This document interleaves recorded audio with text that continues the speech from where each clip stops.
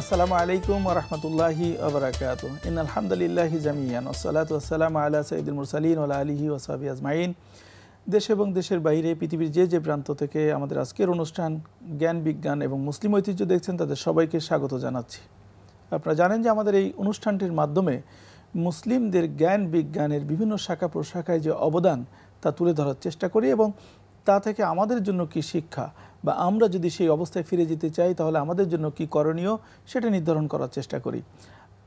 তাই সেই ধারাবাহিকতায় আজকে আমরা যে বিশেষ মনীষী ইসলামী চিন্তাবিদ এবং হাদিস শাস্ত্রে তার পাণ্ডিত্যের কারণে তার অবদানের কারণে বিশ্ব তাকে চিরস্মরণীয় করে রেখেছেন, তিনি আর কেউ নন মুহাম্মদ ইবনে ঈসা আত-তিরমিজি রাহিমাহুল্লাহ। আমরা আজকে আলোচনা করব তিরমিজি রাহিমাহুল্লাহর সম্পর্কে এবং এ বিষয়ে আলোচনা করার জন্য বরাবরের মতো আমরা স্টুডিওতে আমন্ত্রণ জানিয়েছি বিশিষ্ট শিক্ষাবিদ গবেষক তামিরুল মিল্লাত কামিল মাদ্রাসার প্রিন্সিপাল ডক্টর মোহাম্মদ আবু ইউসুফ। আসসালামু আলাইকুম ওয়া রাহমাতুল্লাহি ওয়া বারাকাতুহু। ওয়া আলাইকুম আসসালাম ওয়া রাহমাতুল্লাহি ওয়া বারাকাতুহু। আপনাকে আমাদের স্টুডিওতে স্বাগত জানাচ্ছি। আলহামদুলিল্লাহ। সুপ্রিয় দর্শক শ্রোতা, আমরা আজকের যে মনীষীর নিয়ে আলোচনা করব, যার জীবনী নিয়ে তার কর্ম নিয়ে এবং তার বিখ্যাত হয়ে ওঠার পিছনের গল্প নিয়ে আলোচনা করার আগেই আমরা তার জীবনীর উপরে ছোট্ট একটি তথ্যচিত্র দেখে আসি। চলুন।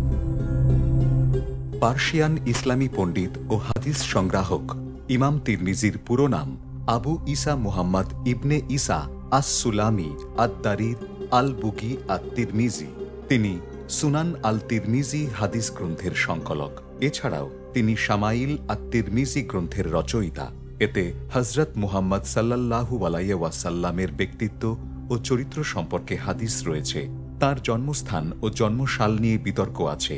তিনি আব্বাসীয় খলিফা আল মামুনের শাসনামলে জন্মগ্রহণ করেছেন। তার জন্মসাল 824 বা 825 খ্রিস্টাব্দ বলে কোনো কোনো গবেষক মনে করেন। কারো কারো মতে তিনি মক্কায় জন্মগ্রহণ করেছেন, তবে আরেকটি মতানুসারে তিনি উজবেকিস্তানের দক্ষিণে তিরমিজ উপশহরের বুগ গ্রামে জন্মগ্রহণ করেন। এ কারণে তার নিসবাত হিসেবে আত-তিরমিজি ও আল-বুগি এসেছে। তাদের পরিবার আরব গোত্র বনু সুলাইমের অন্তর্ভুক্ত ছিল। 20 বছর বয়সে আত-তিরমিজি হাদিস অধ্যয়ন শুরু করেন। 850 খ্রিস্টাব্দে হাদিস সংগ্রহের জন্য তিনি খোরাসান, ইরাক ও হেজাজ সফর করেছেন। তৎকালীন সময়ে খোরাসান জ্ঞান চর্চার কেন্দ্র ছিল। আত-তিরমিজি ইমাম বুখারীর ছাত্র ছিলেন। আত-তিরমিজি তার জামি গ্রন্থে ইমাম বুখারীর নাম 114 বার উল্লেখ করেছেন। ইমাম বুখারীও আত-তিরমিজিকে উচ্চ মর্যাদা দিতেন। বলা হয় যে তিনি আত-তিরমিজিকে বলেছিলেন, আপনি আমার কাছ থেকে যতটা না উপকৃত হয়েছেন তার চেয়ে আমি আপনার কাছ থেকে বেশি উপকৃত হয়েছি। তার প্রণীত সহিহ বুখারীতে তিনি আত-তিরমিজির বর্ণিত 2টি হাদিস লিপিবদ্ধ করেছেন। তার লেখা উল্লেখযোগ্য গ্রন্থের মাঝে আল জামি আল মুখতাসার মিন আস-সুনান আন রাসূলিল্লাহ গ্রন্থটি জামি আত-তিরমিজি নামে পরিচিত। আল ইলাল আস-সুগরা, আজ-জুহাদ, আল ইলাল আল কুবরা, কিতাব আত-তারিক উল্লেখযোগ্য। আত-তিরমিজি তাঁর জীবনের শেষ 2 বছর অন্ধ অবস্থায় কাটান। বলা হয় যে আল্লাহর ভয় বা ইমাম বুখারীর মৃত্যুতে অতিরিক্ত কান্নার জন্য তিনি দৃষ্টিহীন হয়েছিলেন। ইমাম তিরমিজি 892 খ্রিস্টাব্দে মৃত্যুবরণ করেন। তাঁকে তিরমিজ থেকে 60 কিলোমিটার উত্তরে শিরাবাদে দাফন করা হয়। আমরা ইমাম তিরমিজি রাহিমাহুল্লাহ তার জীবনের একটি ছোট্ট তথ্যচিত্র দেখলাম যে এত বড় মনীষী এবং হাদিস শাস্ত্র নিয়ে যখন আমরা কথা বলার দরকার হয় বা যেখানে আলোচনা হয় সেখানে কয়েকজন ইমামের কথা আসে, তার মধ্যে ইমাম তিরমিজি রাহিমাহুল্লাহ অন্যতম। এই যে ইমাম তিরমিজি রাহিমাহুল্লাহ তার যে কন্ট্রিবিউশন এবং হাদিস শাস্ত্রে বা ইসলামিক যে জ্ঞানের ফিকহ শাস্ত্রেও তার অবদান আছে। এই তিরমিজি হয়ে ওঠার গল্পটা বা কিভাবে একজন তিরমিজি হলেন সেটা যদি আমাদের সাথে একটু শেয়ার করেন। আলহামদুলিল্লাহ ওয়ালিহি ওয়াসসালাতু লিআহলিহা আম্মা বাদ। ইমাম তিরমিজি তার নাম হচ্ছে মুহাম্মদ, পিতার নাম হচ্ছে ঈসা। আবু ঈসা মুহাম্মদ ইবনে ঈসা আত-তিরমিজি। তিরমিজটি মূলত উজবেকিস্তানের একটি জায়গার নাম। উনিও এখানে জন্মগ্রহণ করার কারণে ওই হিসাবে তাকে তিরমিজি হিসাবে প্রসিদ্ধ। তার কিতাব হচ্ছে আল জামি আত-তিরমিজি, আল জামি লিত-তিরমিজি রাহিমাহুল্লাহু তাআলা। উনি আসলে এত মেধাবী ছিলেন যে তার একবার দার্সের মধ্যে তিনি উস্তাদের যখন বলেছে যেভাবে বলেছে ওইভাবে তিনি মুখস্থ করে ফেলতেন। তখন উস্তাদ এবং বন্ধুদের সন্দেহ হলো যে সে আসলে মুখস্থ করতে পারে কিনা। তখন তাকে 40টি হাদিস শোনানো হলো এবং 40টি হাদিস ওই বৈঠকে হুবাহু উস্তাদ যেরকম বলেছে শোনাই দিয়েছেন। আলহামদুলিল্লাহ, তার মেধা শক্তি চলে। এবং ইমাম বুখারী রহমতুল্লাহ আলাইহি তার মেধার প্রশংসা করে, এবং ইমাম বুখারী রহমতুল্লাহ আলাইহি ছাত্র, এবং এই ছাত্রর প্রশংসা তিনিও করেছেন যে ও আমার ছাত্রদের মধ্যে সবচেয়ে বেশি মেধাবী এবং তার দিসম্পন্ন, অনেক তার মেধা প্রখর। তার একটা ঘটনাও আছে, উনি একবার যৌবনকালে হজ করতে গিয়েছিলেন, ওনারা তো উজবেকিস্তান থেকে হজ করতে গিয়েছেন। হজ করে যাওয়ার সময় একটা জায়গাতে এরকম একটা গাছ ছিল, ওটা একটু তার ঘোড়াকে নিচ দিয়ে যেতে হতো একটু মাথা নিচু করে, এবং বৃদ্ধ বয়সে উনি আবার একবার সেই হজ করতে যাচ্ছিলেন। তখন ওইখানে ওনার বন্ধুদের সাথে, তখন উনি অন্ধ হয়ে গেছিলেন, শেষ বয়সে দৃষ্টিশক্তি চলে গিয়েছিল। তখন উনি ওই জায়গাতে গিয়ে মাথাটা নিচু নিয়ে গেছেন। তো সবাই আশ্চর্য হলো, কেন মাথা নিচু নিল কেন? তখন ওনাকে জিজ্ঞেস করলো যে আপনি মাথা নিচু নিচ্ছেন কেন? কয় কেন এখানে একটা বৃক্ষ আছে না, যে বৃক্ষটার কারণে আমাদের সওয়ারি নিচে দিয়ে যেতে হবে। কয় এখানে তো পরিষ্কার পরিচ্ছন্ন। কয় সর্বনাশ, তোমরা দেখো তাহলে তো আমার মেধাশক্তি কমে গেছে, তোমরা জিজ্ঞাসা করো। ওনারা আসলে তখনকার মুরব্বীদেরকে জিজ্ঞাসা করে দেখলো যে গাছটা তখন ছিল না, তখন গাছটা ছিল না, অনেকদিন পরে তখন বললো যে এটা গাছ ছিল। এটাতে অনুমান করা যায় যে ইমাম তিরমিজি কি মানের মেধা শক্তি ছিল, তার কতটুকু মেধা ছিল। সেই মেধার কারণেই তার কিতাবটাকে সে এমনভাবে সাজিয়েছে, এটা কেউকে জামে বলেছেন, কেউ বলছেন এটাকে সোনান। কিতাবুত তাহারাত দিয়ে তিনি আবু তাহারাত দিয়ে কিতাব শুরু করেছেন। এত চমৎকার করে তিনি তুলে ধরেছেন ইলাল এবং সাজ এবং হাদিসের যে আদল, যেগুলা তাকে আদালত, এই সবটি কিন্তু তার হাদিসের পরে তিনি ফেকি দৃষ্টিকোণ থেকে আলোচনা করেছেন, বাবগুলা ফেকার দৃষ্টিকোণ থেকে আলোচনা করেছেন। আবার হাদিসটার পরে গিয়ে তিনি সুন্দর করে আবার তুলে ধরেছেন যে হাদা হাদিসুন গরিবুন বা হাদা হাদিসুন সহিহুন, হাদা হাদিসুন হাসানুন। এই হাদিসের পরিভাষা যারা জানে তারা কিন্তু খুব ওই তিরমিজি পড়তে গিয়ে এত আনন্দ হয়।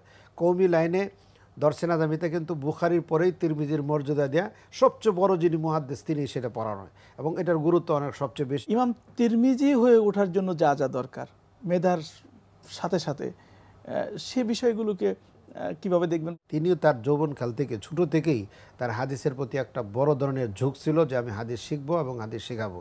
ফলে আল্লাহ তাআলা তার মেধা শক্তি বাড়িয়ে দিয়েছে। মেধা কিন্তু দুইভাবেই বাড়ে, একটা হয়তো জন্মগতভাবেই তাকে মেধা থাকে, আর একটা পড়ার কারণেও কিন্তু তার মেধা চলে আসে। তো ইমাম তিরমিজি রহমতুল্লাহ আলাইহি মূলত হাদিসের ক্ষেত্রে ইমাম বুখারীর ছাত্র হওয়ার কারণে বুখারীর থেকে ইমাম তিরমিজি ওই তর্জটা তার অবলম্বন করার কারণে উনি বুখারী এক তর্জে লিখেছেন, উনি তার উস্তাদের ওইগুলোকে সামনে এনে তিনি ফিকহি দৃষ্টিকোণ থেকে লিখেছেন। তার ইস্তেমবাতটা সবচেয়ে বেশি এখানে করেছেন, প্রত্যেক হাদিসের একটা ইস্তেমবাত আছে। এবং এরপরে কালা আবু ঈসা কয়ে যে সেখানে হাদিসগুলা পরিষ্কার, প্রত্যেকটা হাদিসের একটা বিশাল বর্ণনা, জটিল জটিল শব্দদের ব্যাখ্যা করা, এই সবটি কিন্তু তিনি তুলে ধরেছেন। এবং তার কিতাবের মধ্যে যে সবচেয়ে বেশি একটা গুরুত্বপূর্ণ অংশ রয়েছে সেটা শামাইলে তিরমিজি। রসুল সাল্লাল্লাহু আলাইহি সাল্লামের একটা মানুষ সম্পর্কে, রসুল সম্পর্কে আইডিয়া নেওয়ার জন্য রসুলের কথাগুলো যেরকম আমরা জেনেছি তার কথার মাধ্যমে, তিনি কিভাবে চলাফেরা করতেন, কিভাবে হাঁটতেন, কিভাবে খেতেন, কিভাবে মাথার চুল কাটতেন, কিভাবে কাপড় চোপড় পরতেন, কিভাবে স্ত্রীদের সাথে চলাফেরা করতেন, কিভাবে বন্ধুবান্ধবের সাথে চলতেন, এই সবটি কথাই কিন্তু সেখানে আছে। এটাতে রসুলের প্রতি আরও মানুষের একটা মহব্বত বেড়ে যায়। গ্রন্থের মতো একটা রসুলের অবস্থানটা হাদিসের আলোকে কি, এটা রসুলের মুখ দিয়ে কথাগুলো বেরোয়েছে। এটা একটা ওনার বড় খেদমা, বড় একটা উপকার করেছেন পরবর্তী জেনারেশনের জন্য। এখন আমরা কিভাবে চলবো, যেমন আমি কিভাবে কথা বলবো। আচ্ছা, যে কারণে ইমাম তিরমিজি হয়ে উঠেছেন, আরো কিছু কথা আপনার কাছ থেকে আমরা জানবো ইমাম তিরমিজি রাহিমাহুল্লাহ সম্পর্কে, এবং তা থেকে শিক্ষা নেওয়ার চেষ্টা করব। ইমাম তিরমিজির যে কন্ট্রিবিউশনটা, এই যে কর্মের মাধ্যমে জীবন্ত হয়ে থাকা, আসলে সেটিকে কিভাবে মূল্যায়ন করবেন? আল্লাহ তাআলা তাদেরকে এমন একটা মাওহিবার যোগ্যতা দিয়েছিল যে আমরা লিখে যাই, এটা একটা সময় থেকে যাবে। আলহামদুলিল্লাহ, গ্রহণযোগ্য যে কয়েকটা কিতাব আছে, যে 6টি কিতাব, তার মধ্যে ইমাম তিরমিজির অবস্থান কিন্তু তৃতীয় হয় সেখানে। এই তৃতীয়টা হয়েছে এই জন্য যে তিনি হাদিসগুলাকে এমনভাবে গুছাইয়ে নিয়ে এসেছেন যে একটা হাদিস পড়ার পরে এবং বাবটা যদি একত্রে করা হয় তাহলে দেখবেন যে সুন্দর একটা মেসেজ। যেমন একজন লোক খাবার আগে দিয়ে কী করবে, ইমাম তিরমিজি কিন্তু তার নিয়ে আসছে যে প্রথম সে ডান হাতে খাবে এবং এমন জায়গাতে খেতে হবে যে জায়গাটাতে কোনো ময়লা যেন না থাকে, এবং প্লেটটা পরিষ্কার পরিচ্ছন্ন থাকতে হবে, ছোটো ছোটো লোকমা খেতে হবে। কিন্তু খাবার ডাইনিং টেবিলে কীভাবে একজন খেতে হবে, তার খাওয়াটা মার্জিত হলো কিনা, রসুলের সুন্নত মোতাবেক হলো কিনা, এই কথাগুলো কিন্তু নিয়ে এসেছেন কিতাবুল আতঈমার মধ্যে। খুব চমৎকার কথাগুলো উনি নিয়ে আসছেন সেখানে। ওনারা হাদিস সংকলন করেছিলেন, অর্থাৎ তখন বিচ্ছিন্ন অবস্থায় হাদিস ছিল, সেই হাদিসগুলোকে সংকলন করে গ্রন্থবদ্ধ করেছিলেন বলেই কিন্তু আজকে আমরা হাদিসের রেফারেন্স দিয়ে কথা বলতে পারছি। আমার মনে হয় রসুলের হাদিস তো জামিউল কালাম, মানে সব জিনিসকে তারা সংগ্রহ করেছে, একত্রিত করেছে। অর্থনৈতিক সম্প্রসারণ কিভাবে হবে, বৈদেশিক সম্পর্ক কিভাবে হবে, এক দেশ থেকে আরেক দেশের সম্পর্ক কেমন হবে, এই সামাজিক সম্পর্কগুলো কেমন হবে, এই সবটি কিন্তু রসুলের হাদিসের মধ্যে আছে। যে আমাদের বাংলাদেশি একজন বিজ্ঞানী, সে MIT থেকে PhD করেছে। PhD করার পরে সে একটা সফটওয়্যার করেছে যে হাদিস শাস্ত্রগুলোকে, টোটাল সকল হাদিসগুলোকে একটা সফটওয়্যারের ভিতরে নিয়ে আসছে, যে একটা ক্লিক করলে এই হাদিসটা কোন কিতাবে কোথায় আছে এবং সেই হাদিসের গ্রহণযোগ্যতা কতটুকু সেটা বের করে আনার এখনো পর্যন্ত ডেভেলপ করতেছে সফটওয়্যারটা। এটা কিন্তু আমরা যদি সত্যি সেই হাদিস বিশারদদের মতো হাদিসকে সংকলন করতে চাই, তাহলে এই প্রযুক্তিকে ব্যবহার করে কিন্তু আমাদের এখন এটা করতে হবে। আরো আরেকটা তত্ত্ব, আপনি মালয়েশিয়াতে পরে PhD করেছেন, সে এই যে অক্ষরগুলা কফ, রা, মিম, ওটাকে অনেক সায়েন্টিফিক যুক্তি দেয়া। কফ মানে কমার উপরে থাকবে, কাজ উঁচু থাকে, তারপরে রা এটা আস্তে আস্তে কমতে থাকে, নিচের দিকে আসে, রা উপরে থেকে যদি আসে, সাদ্দান মানে দেয়াল, তার জন্য একটা প্রাচীর থাকবে সেখানে, তো দাল এরকম সাদ্দান প্রাচীর থাকে। আমি ওই দিন তার আলোচনা শুনেছি, খুব চমৎকার। এই যে গবেষণার যে দিকগুলা মানুষের কাছে তুলে দিত, অক্ষরগুলাও যে তার একটা ইঙ্গিত করে, যুগের আলোকে এইভাবে যদি তুলে না ধরা হয়, মানুষের মধ্যে কিন্তু এক ধরনের ডেভেলপমেন্ট হচ্ছে। এটা তো আমাদের দোষ যে আমরা তো আসলে যুগের সাথে মিলে হাদিসটার যে ইঙ্গিতটা যেটা আছে, যেমন একটা হাদিস পড়তে গেলে, কোরআনের আয়াত পড়তে গেলে দালালাতুন নস, ইবারাতুন নস, ইশারাতুন নস, এক তো মানে 5টা জিনিস জানতে হয়। কেন বলা হলো, তার ইঙ্গিত কি করে, কিভাবে এটা বোঝা দরকার, তার থেকে অ্যাপ্রুভ কিভাবে করা দরকার, এইগুলা জিনিসগুলো সবটি যখন আমরা আলোচনায় নিয়ে আসবো, তখন কিন্তু আর মানুষের ওইরকম বলবে না যে ওইগুলো তো শুধু খালি হুজুরদের কাজ না। এটা ব্যাংক চালানোর দরকার হবে, রাস্তাঘাটের জন্য দরকার হবে, গৃহায়নের জন্য দরকার হবে, গৃহায়নের জন্য দরকার হবে, বনায়নের জন্য দরকার হবে, তখন এই জিনিসগুলো নিয়ে আসা যাবে। চমৎকার। আমি মনে করি মানারাত যেহেতু অনার্স করেছে, এটা আমার মনে হয় করা দরকার। আমরা করব, আপনারাও করবেন, আপনি মাদ্রাসার আছেন, এটা আসলে গবেষণার দিকে আমাদের যাওয়া দরকার এবং লিংক আপ করা দরকার। মানে বর্তমান পরিপ্রেক্ষিতে যে জিনিসগুলো আসলে আমরা যদি এই মনীষীদের জীবনী যদি আমরা গবেষণা করি, তাদের পরিপ্রেক্ষিতে যেটা করেছেন, আমাদের পরিপ্রেক্ষিতে ডিমান্ড কিন্তু সেরকম। অর্থাৎ আমরা যদি আজকের তিরমিজি যদি হতে চাই, তাহলে কিন্তু আমাদেরকে এই পথে হাঁটতে হবে। এখন আবার আরেকটা বই লিখে ঠিক তিরমিজি হওয়াটা কিন্তু খুব, আমরা তো সংকলন পেয়ে গেলাম, এখন এখান থেকে আমাকে লিংক তৈরি করে আমি কোন দিকে যেতে চাই সেই হাদিসগুলো নিয়ে আসা যাবে। জি, এটা আসলে অনেক গুরুত্বপূর্ণ তথ্য বলছিলেন। আমরা ইমাম তিরমিজির থেকে, জীবনী থেকে আরো কিছু শিক্ষা নিয়ে আপনার কাছ থেকে আরো কিছু দিক নির্দেশনা নিব। আচ্ছা, একটা বিষয়, আপনি যদি একটা প্রতিষ্ঠানে আছেন, ব্যক্তি এটা করতে পারে, পরিবার নিয়ে আমরা কথা বলেছি, প্রতিষ্ঠান কি করতে পারে? আমরা আজকে অন্যদের থেকে হাওলাত করতেছি, কোরআন হাদিসে তো আসছে এইগুলা তৈরি করার জন্য। এখান থেকে ভালো স্কলারদেরকে মূল্যায়ন করেন এবং স্কলারদেরকে দিয়ে আপনারা তৈরি করেন, দেখবেন যে তারা সুন্দর গাইডলাইন দিতে পারবে। এজন্য তো আল্লাহ রসুল তো কোরআনে যে দোয়া শিক্ষা দেওয়া হয়েছে, রব্বানা আতিনা ফিদ দুনিয়া হাসানাতাও ওয়াফিল আখিরাতি হাসানাতাও ওয়া কিনা আযাবান নার, এখানে দুনিয়ার কল্যাণও চাওয়া হয়েছে, পরকালের কল্যাণ। দুনিয়ার কল্যাণের উপরে নির্ভর করে কিন্তু পরকালের কল্যাণটা। আমি এই দুনিয়াতে কিভাবে আমি কোন কাজটা করে গেলাম, করলাম, এই রসুলের হাদিসকে নিয়ে, কোরআনকে নিয়ে কতটুকু আমি কাজ করলাম, এটার ফলাফলটাই কিন্তু আমি পরকালে পাবো। এবং আমাদের প্রজন্মের মধ্যে এরকম হওয়া উচিত, যাদেরকে নিয়ে হয়তো আরো 1200 বছর পরে কেউ এরকম অবদান নিয়ে কথা বলবে, এই অবদান রেখে যেতে হবে। প্রতিষ্ঠান ক্ষেত্রে অবদান রাখবে। আমরা এই প্রতিষ্ঠান আরো কি করতে পারি, এই বিষয় নিয়ে আপনার কাছে আসবো। তার আগে আমরা মুসলিম ঐতিহ্যের উপরে ছোট্ট একটি তথ্যচিত্র আমরা দেখে আসি। সৌদি আরবের মদিনায় অবস্থিত কবরস্থানকে জান্নাতুল বাকি বলা হয়। এটি মসজিদে নববীর দক্ষিণ পূর্ব দিকে অবস্থিত। ইমাম মালিক রহমাতুল্লাহ আলাইহের ভাষ্যমতে জান্নাতুল বাকিতে অন্তত 10,000 সাহাবার কবর রয়েছে। কবরস্থানটি ঐতিহাসিকভাবে গুরুত্বপূর্ণ। এখানে ইসলামের নবী হযরত মুহাম্মদ সাল্লাল্লাহু আলাইহি ওয়াসাল্লাম সহ তার অনেক আত্মীয় ও সাহাবীকে দাফন করা হয়েছে।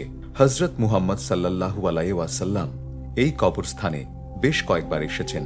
হযরত মুহাম্মদ সাল্লাল্লাহু আলাইহি ওয়াসাল্লাম মক্কা থেকে হিজরত করে মদিনা আসার সময় জান্নাতুল বাকির স্থান সবুজ বৃক্ষ আচ্ছাদিত ছিল। হযরত আয়েশা রাদিয়াল্লাহু তাআলা আনহু বলেছেন, হযরত রাসূলুল্লাহ সাল্লাল্লাহু আলাইহি ওয়াসাল্লাম শেষ রাতে জান্নাতুল বাকির দিকে বেরিয়ে যেতেন এবং বলতেন, হে কবরের মুমিন সম্প্রদায়, তোমাদের প্রতি শান্তি বর্ষিত হোক। তোমাদের নিকট এসেছে যা তোমাদেরকে ওয়াদা দেওয়া হয়েছিল। কাল কিয়ামত পর্যন্ত তোমরা অবশিষ্ট থাকবে এবং ইনশা আল্লাহ নিশ্চয়ই আমরাও তোমাদের সঙ্গে মিলিত হব। হে আল্লাহ, তুমি বাকিউল গারদবাসীদের ক্ষমা করে দাও। আসাদ বিন জারার ছিলেন এখানে দাফন হওয়া প্রথম আনসার ব্যক্তি। উসমান বিন মাজুন এখানে দাফন হওয়া প্রথম মুহাজির ব্যক্তি। তৃতীয় হযরত উসমানের মৃত্যুর পর তাকে এখানে দাফন করা হয়। তখন তার কবরটি পার্শ্ববর্তী ইহুদি কবরস্থানের মধ্যে পড়ে। খলিফা প্রথম মুয়াবিয়া তার সম্মানে এই স্থানকে জান্নাতুল বাকির অংশ করে নেন। তার কবরের উপর গম্বুজ নির্মিত হয়। অন্যান্য সময়েও এখানকার বিভিন্ন কবরের উপর গম্বুজ ও স্থাপনা নির্মিত হয়েছে। সৌদ বংশ ক্ষমতায় আসার পর কবরগুলোতে ছোট চিহ্ন রেখে স্থাপনাগুলো ধ্বংস করা হয়। হজের সময় মদিনায় অবস্থানরত কোনো হজ পালনকারীর মৃত্যু হলে জান্নাতুল বাকিতে তাকে দাফন করা হয়। এছাড়াও মদিনার বাসিন্দারাও মারা গেলে তাদের এখানে দাফনের সুযোগ দেওয়া হয়। সরকারের তত্ত্বাবধানে জান্নাতুল বাকি জিয়ারতের জন্য ফজর ও আসরের নামাজের পর খুলে দেয়া হয়। আচ্ছা, আমরা এই যে তথ্য মানে মুসলিম ঐতিহ্যের উপরে যে তথ্যচিত্রটা দেখলাম, এটা জান্নাতুল বাকি, আসলে জান্নাতুল বাকি এটা আমাদের দেশে আমরা নন আরব যারা তারা বলি, কিন্তু আসলে আরবরা এটাকে মাকবারা বাকি, যেটা মদিনার এই দক্ষিণ পাশে মসজিদ নববীর পাশে যেটা অবস্থান করছে যে কবরস্থানটা, সেটাকে মাকবারায় বাকি বলা হয়। আর জান্নাতুল বাকি আমরা সাধারণত এটাকে খুব মানে সম্মানের সাথে সেখানে উল্লেখ করি। তবে হাদিসের সাথে তার রিলেটিভ আছে, কারণ মানুষের তো সব ঠিকানা ইন্নামাল কবর রাউদাতুম মিন রিয়াদিল জান্নাহ ও হুফরাতুম মিন হুফারিন নার। কবরটা হচ্ছে জান্নাতের একটা বাগান অথবা জাহান্নামের একটা অগ্নিকুণ্ড। তো এই মেসেজটা তো হাদিসের মাধ্যমে আসছে। ইমাম মুসলিম ইমাম তিরমিজিও কোনো না কোনো জায়গাতে সেটা বাবু ইসপাতে আদাবিল কবর সেখানে আছে, তিনি উল্লেখ করেছেন। তো আসলে এই কবরের সাথে তো মূলত কোরআন হাদিসের সম্পর্কটা সবচেয়ে বেশি। তবে কবরে গিয়ে কাজ করা যাবে না, কাজ করতে হবে কিন্তু আমার দুনিয়াতে কবর আমাদেরকে আমাদের আলটিমেট যে অবস্থানটা, আলটিমেট যে পরিণতিটা, সেটা রিমাইন্ড দেয় যে না, আমাদেরকে এখানে যেতে হবে। সেখান থেকে যদি শিক্ষা নিয়ে আমরা আমাদের জীবনটাকে সুন্দর করতে পারি, মানবতার কল্যাণে যদি কাজ করতে পারি, সেটি বোধহয় আমাদের বিরাট শিক্ষা হবে। এখানে কিন্তু ইদানিং এই টেকনিক্যাল যুগে আপনি দেখেছেন যে একটা শিশু জন্মগ্রহণ করছে, সে এত দ্রুত যাচ্ছে, ইয়ার লাস্টে গিয়ে সে কবর পড়েছে, এটা আমি দেখেছি একটা টেকনিক্যালে। মানুষের যে গতিটা খুব বেশি, তো এই গতিপথে আমার কি করতে হবে, ওইখানে যাওয়ার ঠিকানাটা সংগ্রহ মানে সম্বল অর্জন করতে হবে। জবদু ফাইন্না খায়রাজ যাদি আত-তাকওয়া, মানে তোমরা তাকওয়ার গুণকে অর্জন করো, মানে আল্লাহ ভীতিকে অর্জন করো। তোমার ভিতরে আল্লাহ ভীতি বলতে আমরা অনেক সময় আখিরাতে, আসলে কিন্তু তা না। ব্যাপার হলো দুনিয়াতে আমি কাজ করতে গিয়ে আমি সতর্কতা অবলম্বন করব, আমি কথা বলতে গিয়ে সতর্কতা অবলম্বন করব, কাজ করতে গিয়ে সতর্কতা অবলম্বন করব, দায়িত্ব পালন করার ক্ষেত্রে সতর্কতা অবলম্বন করব। এই সতর্কতা অবলম্বনের যে ফলাফলটা, এটা হবে গিয়ে পরে আখিরাতে আমরা পাবো। আসলে আমরা আসলে কিছু কন্ট্রিবিউশন করে যেতে চাই, মানে আমরা যেদিন থাকবো না সেদিনও যেন মনে করে যে আমরা কিছু করে গেছি। এটা একটি রাসূলের সুন্নাত বা সাহাবীরা বা আমাদের যারা আকাবির গবেষণা করেছেন, গবেষণার পিছনে তাওসিয়া যেটা আরবিতে থাকে, নির্দেশনা থাকে যে আমি এই পর্যন্ত গেলাম এই ব্যক্তি সম্পর্কে বা বিষয় সম্পর্কে, পরে এই প্রশ্নগুলো রেখে গেলাম, পরের জন্য দরজা খোলা রইল। হাদিসে তো এইভাবেই আছে। এখন আপনি যেটা বলছিলেন যে আমাদের শিক্ষা প্রতিষ্ঠান বা আমাদের শিক্ষা ব্যবস্থাপনা যারা নীতি নির্ধারক যারা আছেন তারা এটা করবেন। আচ্ছা, এটা করলো না, এটা হলো না, একটা প্রতিষ্ঠান কি নিজ উদ্যোগে এই ধরনের কোনো রিসার্চ সেল বা ইউনিট করতে পারে কিনা? প্রাইভেট বিশ্ববিদ্যালয় যেগুলো আছে যারা তাদের, আমি একটু বলে আসছি, প্রাইভেট বিশ্ববিদ্যালয় যেহেতু তারা তাদের মানে কারিকুলাম নিজেরাই করতে পারে, এই জন্য তারা এটাকে ফুললি করতে পারে। আমরা যারা প্রতিষ্ঠানে আছি, আমাদের সরকারি একটা কারিকুলাম আমাদেরকে দিয়ে দেওয়া হয়, সে বই দিয়ে দেওয়া হয়। এর মধ্যে ওর বাহিরে পড়াইতে গেলে আমাদেরও সময় পাওয়া যায় না, করা যায় না। তবে প্রতিষ্ঠান বেস একটা গবেষণা সেল করতে পারে। যেমন আমাদের এখানে ফেকা বিভাগ আছে আমাদের, আমরা ফেকা নিয়ে গবেষণা করি। তারপরে অ্যারাবিক ল্যাঙ্গুয়েজ আছে এবং বিভিন্ন ল্যাঙ্গুয়েজ কোর্স আছে, এগুলো আমরা করার চেষ্টা করি। এবং হাতে কলমে শেখানোর জন্য যেটা মেহান মানে তাদরিব আল মেহানি যেটা আছে, সেই কাজগুলো আমরা করানোর চেষ্টা করি। তবে এই কাজটা আপনাদের মতো যারা এই বিভিন্ন মানাত বা এই মানে যে সমস্ত বিশ্ববিদ্যালয়গুলো আছে, তারা যেহেতু কারিকুলাম নিজেরাই করে অটো বডিতে, সেখানে তারা কিন্তু এই কাজটা বেশি করতে পারে। আমরা প্রতিষ্ঠান থেকে আপনাদেরকে এই ব্যাপারে সহযোগিতা করার জন্য আমরা চেষ্টা করব। এবারে আরেকটা জিনিস যদি আমরা চিন্তা করি যে আমরা তো এই ধরনের মুসলিম স্কলার আমরা চাই এবং বর্তমান পরিস্থিতির আলোকে সমাধানগুলো আমরা আধুনিকভাবে দেখতে চাই, তো এটা করার জন্য মুসলিম বিশ্বের কোনো দায়বদ্ধতা আছে কিনা? অবশ্যই মুসলিম বিশ্বের অবশ্যই দায়বদ্ধতা। মুসলিমকে আল্লাহ তাআলা সম্পদ দিয়েছে তো এই জন্যই যে কোরআনের খেদমত করার জন্য, হাদিসের খেদমত করার জন্য, ইসলামী ঐতিহ্যগুলো মানুষ তুলে ধরার জন্য। কিন্তু দুঃখজনক আমরা তো ওই দিক থেকে আমরা গেছি অন্যদিকে। কিন্তু আমি মনে করি মুসলিম বিশ্ব এখনও যারা আছে, যারা মুসলিম হিসেবে পরিচিতি দেয়, পরিচয় দেয়, বিশেষ করে হারামের যে জায়গাতে অবস্থান, সেক্ষেত্রে তাদের তো প্রথম কাজটাই এই দেওয়া দরকার এবং যে ইসলামের খেদমত করা এবং ইসলামী স্কলারদেরকে বের করা, তাদেরকে তারা যেন গবেষণা করতে পারে, সেই ধরনের সেল তৈরি করে করে তাদেরকে বিভিন্ন জায়গায় পাঠায় দেওয়া। সাহাবায়ে কেরাম তো মক্কায় অবস্থান করে নাই, শুধু মদিনায় থাকেন নাই, তারা বিভিন্ন দেশে চলে গিয়েছেন। এখনও কিন্তু এই কাজটুকু আসলে সেখান থেকে করা দরকার। আমি মনে করি এটা করলে তাদেরকে আল্লাহ তাআলার রহমত আসবে, সব দিক দিয়ে তারা বরকতপূর্ণ হবে, সারা ওয়ার্ল্ড সঠিক মেসেজটা সে পেয়ে যাবে, যে ইসলামের এই মেসেজটা সেটা। জি, আপনাকে অসংখ্য ধন্যবাদ। অত্যন্ত গুরুত্বপূর্ণ কিছু তথ্য দিলেন এবং আমাদের করণীয় নির্ধারণ করলেন। আল্লাহ তাআলা আপনাকে উত্তম জাযা দান করুক। সুপ্রিয় দর্শক শ্রোতা, আমরা অনুষ্ঠানের একেবারে শেষ পর্যায়ে আমরা আজকে আলোচনা করছিলাম মুহাম্মদ ইবনে ঈসা আত-তিরমিজি অর্থাৎ আত-তিরমিজি রাহিমাহুল্লাহ, তার জীবনী নিয়ে। তার জীবনী থেকে আমাদের কি শিক্ষা আছে, আমাদের কি করণীয় আছে তা বলার চেষ্টা করেছি। আমরা চাই আমাদের মাঝে আরও অনেক তিরমিজি হোক, আধুনিক যুগে কন্ট্রিবিউট করুক, ইসলামকে সুন্দরভাবে তুলে ধরুক, সেই প্রত্যাশা নিয়ে আজকের অনুষ্ঠান আমরা এখানেই শেষ করছি। আমা তাওফীক ইল্লা বিল্লাহ। আসসালামু আলাইকুম ওয়া রাহমাতুল্লাহি ওয়া বারাকাতুহু।